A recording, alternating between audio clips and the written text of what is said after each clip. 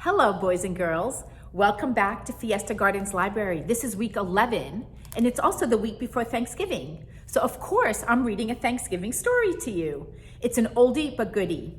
Every year I order a couple of new Thanksgiving books, but I end up reading the old ones because they're my favorites. I like them best. Let's begin. Thanksgiving at the Tappletons by Eileen Spinelli.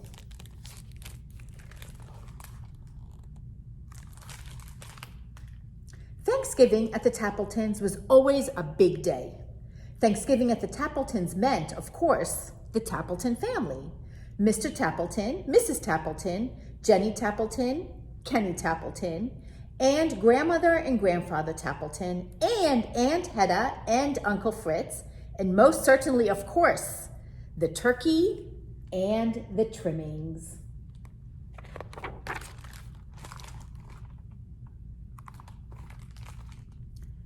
It was still dark when Mrs. Tappleton lit the oven and took the big turkey out of the refrigerator. Just then, someone knocked at the kitchen door. It was Mike the milkman. "Good morning, Mrs. Tappleton. I thought you might like some eggnog for the holiday." As Mrs. Tappleton reached for the eggnog, the turkey slipped from under her arm.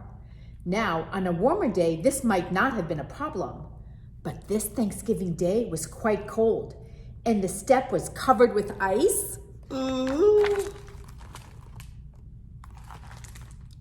Before she or Mike could even think, the turkey had slithered into the yard. "Get it!" shouted Mrs. Tappleton. Mike reached out, but the turkey skidded past him, through the gate and into the street. "Hurry!" screamed Mrs. Tappleton. "Stop that turkey!"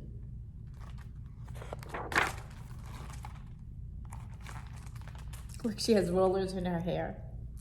The milkman chased the turkey. Mrs. Tappleton chased the milkman, and the turkey slid down the hill into the pond. Plop! Splash! It bubbled out of sight.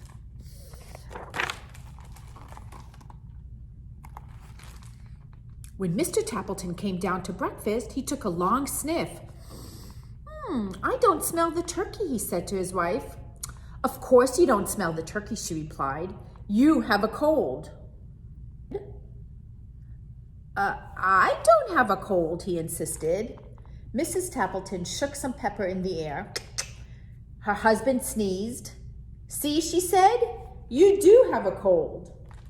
Pepper makes people sneeze. After breakfast, Mr. Tappleton put on his coat and scarf and hat and gloves. "I'm going to the bakery to buy our pies." Mrs. Tappleton handed him his boots. "Wear these," she said. "I know for a fact it is quite slippery today." Sim's bakery was so crowded, the line reached out onto the sidewalk.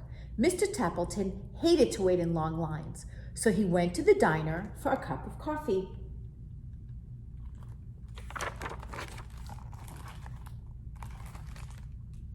By the time he got back, the long line was gone. And so were all the pies. No pumpkin, no mince, no rhubarb, nothing. Mr. Tappleton was afraid to go home with nothing. "2 boxes tied up with string," he said. Mrs. Sim stared at him. "You mean 2 empty boxes?" "That's right," he said. "My, they feel light," remarked Mrs. Tappleton. "Certainly they are light," retorted Mr. Tappleton. Mrs. Sims prides herself on how light and crispy her pies are.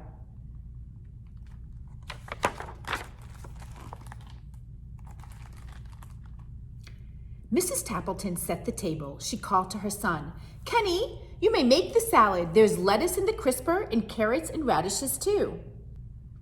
Kenny's face grew pale. Just yesterday, he emptied the crisper and fed all the vegetables to the rabbits in Mrs. Butterworth's class. How could he tell his mother? He just couldn't. So he covered the empty salad bowl with aluminum foil and stuck it in the back of the refrigerator. So far, we have trouble with the turkey, with the pies, and now with the salad. Uh-oh. When the others went to pick up the relatives at the train station, Jenny stayed behind to mash the potatoes. Every year, this was her job. She loved it. This year, she thought, I'll make them even better. I'll use the blender. Just as Jenny flicked on the switch, the phone rang. It was her best friend, Nora. If there was one thing Jenny loved to do better than mashed potatoes, it was talk. Jenny talked and talked and talked to Nora, and she might still be talking today, had not a wet glump of something hit her on the back of the head.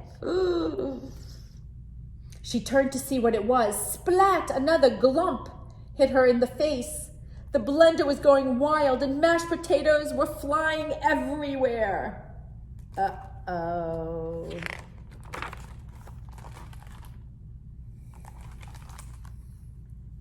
Without even saying goodbye to Nora, Jenny hung up the phone, scrubbed her face, and wiped mashed potatoes from nearly everything in the kitchen. She finished just as the others came back. Uncle Fritz patted his stomach. I'm hungry, he said. Grandfather Tappleton laughed. I'm as hungry as an elephant. Everyone sat down at the table. It was a Tappleton tradition for grandmother to say the Thanksgiving prayer. As soon as the turkey is ready, she smiled. I'm as hungry as 2 elephants, said Grandfather. Mr. Tappleton went to the oven. I'll carve the turkey now. He opened the oven door.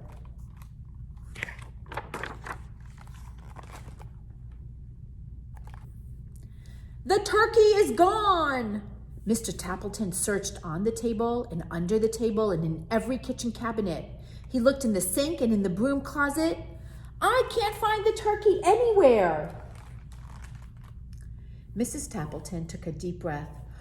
She told them how their fine turkey had slipped out the door and down the steps and across the yard and through the gate and down the street and plop, splash into the pond.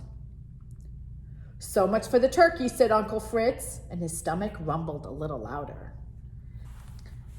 Never mind, said Aunt Hedda good-naturedly. We'll fill up on the trimmings. Uh-oh. I'll get the salad, Jenny announced. Then Grandmother can say the prayer. Jenny set the bowl on the table and peeled off the aluminum foil. Everyone stared at the salad that was not there. I fed the rabbits at school, confessed Kenny. Uncle Fritz looked downright gloomy. So much for the salad, his stomach rumbled again. I'm as hungry as 3 elephants, sighed Grandfather. Kenny jumped up. We'll have Jenny's mashed potatoes. He brought the pot from the kitchen and lifted the lid. I was on the phone, said Jenny meekly, and the blender just went wild. So much for the potatoes, Uncle Fritz's stomach rumbled even more. I'm as hungry as 4 elephants, Grandfather declared.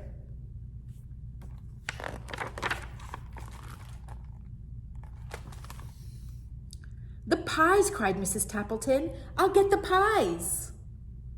I'll say grace as soon as the pies are cut, Grandmother smiled. Mrs. Tappleton brought in the boxes, set them down, and untied the string. You brought home 2 empty boxes? She glared at Mr. Tappleton, who covered his ears. 5 elephants, groaned Grandfather. He's as hungry as 5 elephants now. The dining room was quiet. Everyone looked down at the empty table. Uncle Fritz muttered something, but it could not be heard above the rumble of his stomach. A tear rolled down Jenny's cheek. No Thanksgiving dinner, she sniffed. Nothing to say a prayer for, Kenny sighed.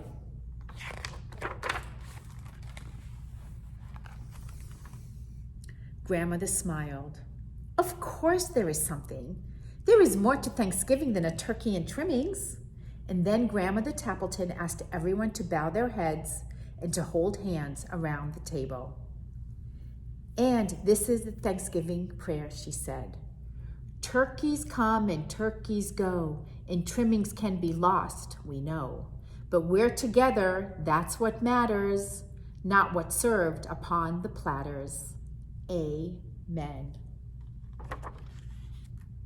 That was a wonderful prayer, said Aunt Hedda. Mrs. Tappleton jumped up. We have liverwurst and cheese in the refrigerator. I'll help fix the sandwiches, offered Mr. Tappleton. Jenny wiped away her tear. I'll get the pickles. And Kenny laughed. I'll open a jar of applesauce for dessert.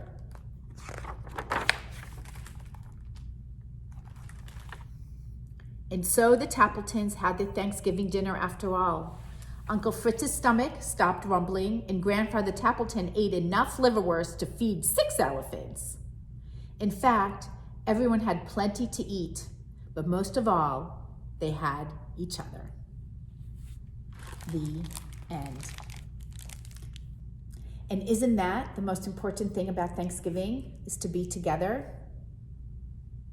And I know that this year, our gatherings may be a little bit smaller due to the pandemic, but we will have everyone in our families, in our hearts, if not at the table. Enjoy Thanksgiving. I wish you a wonderful, happy, and safe holiday. See you after. Bye-bye.